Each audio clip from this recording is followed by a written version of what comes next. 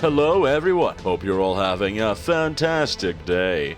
Last time we achieved supreme domination over the puny gods of Olympus, after which I was horribly surprised by the appearance of a new Lostbelt, halting my progress towards the sweet nectar of Avalon.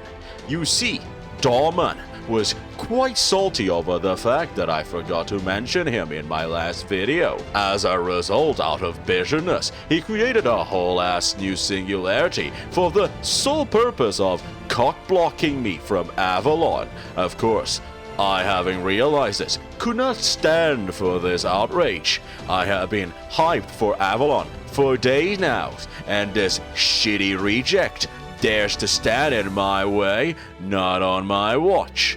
After the confusing nature of the beginning, where the story debates whether or not we can take servants with us, we are thrown into the outskirts of Kyoto in the past, and we are immediately presented with the concept that Danzo might be a hot robot, but that comes at the expense of her being extremely weak, relegating her to a familiar status that mostly just exists to info-dump and show how strong other characters are. After nearly being killed by an overgrown spider, we are rescued by Smart Pants. Turns out that asshole is stronger than Danzo, a feat that apparently even the children of the Singularity are capable of achieving. After running away from piece of shit, we encounter the best character of the story, Golden. After a small clash and retreating away, we finally get an explanation on what's happening. Apparently, Shitty Reject began a whole new Holy Grail War, starring only casters, and we have been chosen as one of these casters as the servant of Mr. Golden himself. After this, we encounter Rainbow Girl, who's looking quite fine for a woman way into her 60s. She redirects us to another writer's house, and we are introduced to Lady Genji. Regardless, after some delegations and politics, we are given a simple task: stop the Holy Grail War. To achieve this, we can either convince everyone to stop or convince the Genji to say stop it. We decide to convince everyone to stop, which of course proves problematic since Shitty Shit here refuses to comply. Not that that would ever stop us. After Scooby-Dooing our way around and finding a giant tin man, we fight it and are able to subdue it, except Bastard shows up and decides to ruin the party. Tin Man, knowing how horrible shit he is, decides that he would rather IRP to us instead, and so IRP we do him. Seeing us mercilessly murder Tin Man, Coward decides to retreat before we rip his head off, and so we can conclude that the night is a massive failure. Nonetheless, it's time for the next boss fight.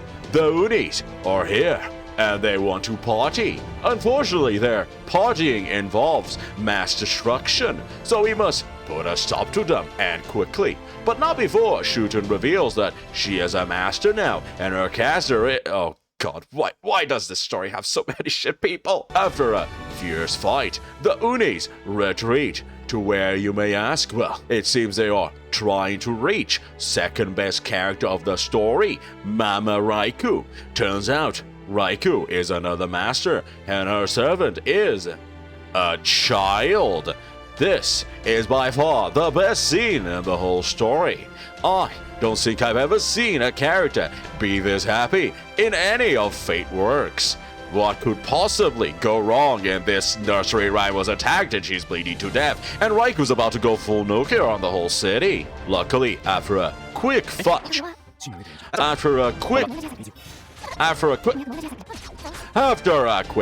with Shuten, we return and use Deus Ex Machina no Jutsu to serve Nursery Rhyme, preventing Raikou from blowing up the whole city. This, of course, will never be mentioned again, nor will Nursery Rhyme ever be relevant again. It's time to face off shit-face once and for all in a fight that can only be described as boring and tedious as the character himself. But after many turns, we managed to pull off the win and move on with the story. Unfortunately, despite beating him, the story refuses to allow me to incinerate this garbage, forcing me to have to cooperate with him.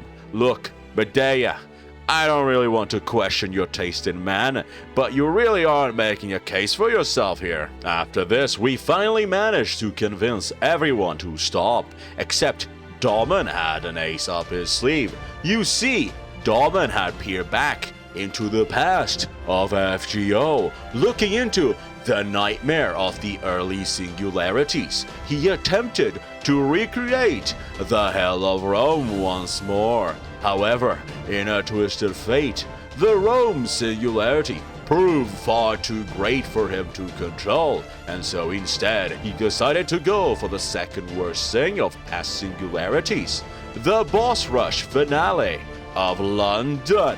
Welcome to the boss rush finale of Q. Hope you loved London's boss rush, cause this one manages to be even worse.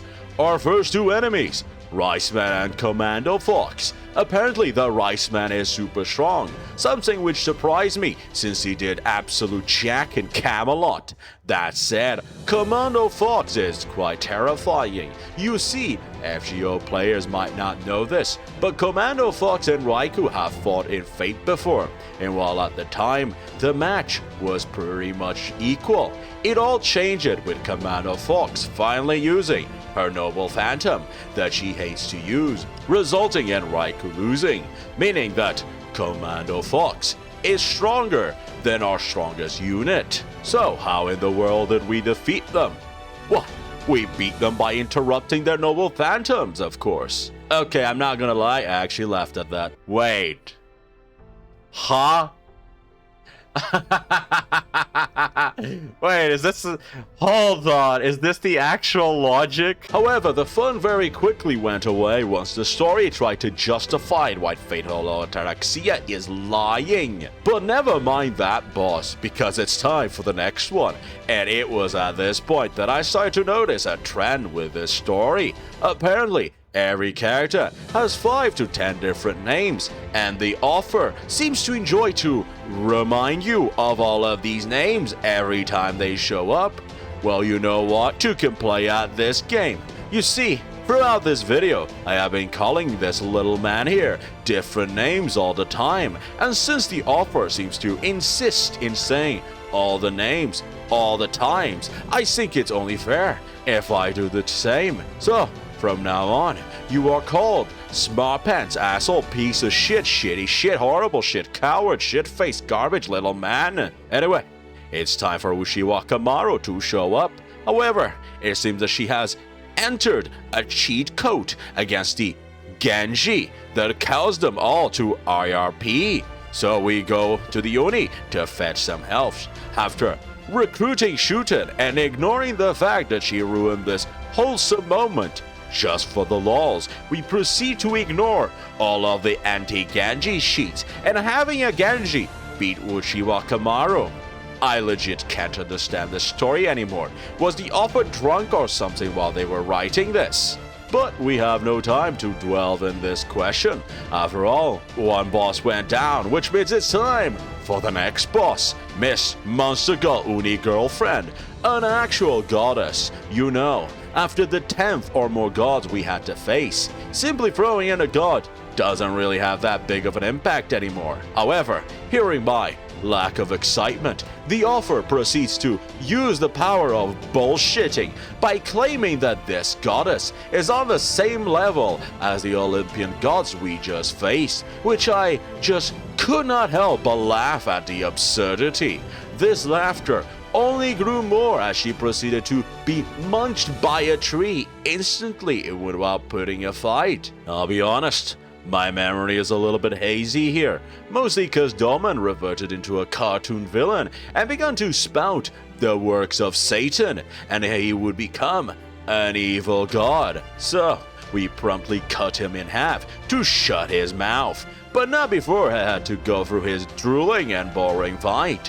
After which, everything is fine, and every single master says their goodbyes to their servants.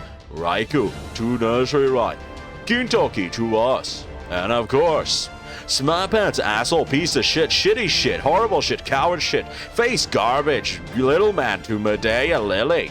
After that, we leave straight for Avalon. I'll be honest, this story was pretty bad. While the first half was fine and quite enjoyable, I cannot say the same for the second half, which was just a glorified London boss rush. Multiple Deus Ex Machina moments and lore-contradicting explanations, as well as the absolute nonsense of name-calling, made the entire story feels like a drag to go through, and the combat wasn't any better either, as for some reason the creators thought it would be a good idea to make every boss fight a Wu-Dime fight, where fights take way too many turns because of the amount of bullshit that prevents you from even playing the game. I can only hope after that horrible bump in the road that Avalon can live up to my expectations. 1, 2, 3, 4. Oh, wait. No, not 4 yet. 4, 5.